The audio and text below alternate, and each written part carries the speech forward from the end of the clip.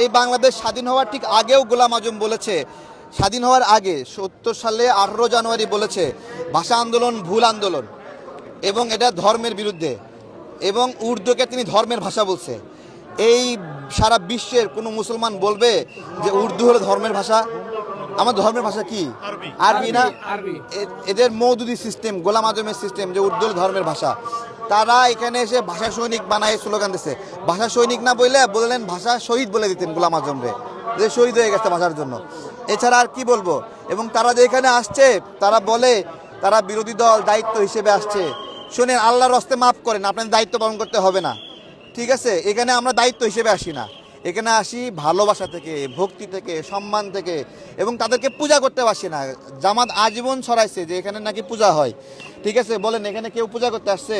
শহীদদের কাছে কেউ কিছু চাইতে আসছে? না। আমরা তাদেরকে রেসপেক্ট করি, সম্মান করি, মায়া করি। তাদের লড়াইয়ের কারণে বাংলা ভাষাটা শক্তিশালী হয়েছে এবং এই দেশ যে স্বাধীন হয়েছে সে তার পেছনেও এই ভাষার লড়াইটা গুরুত্বপূর্ণ ছিল।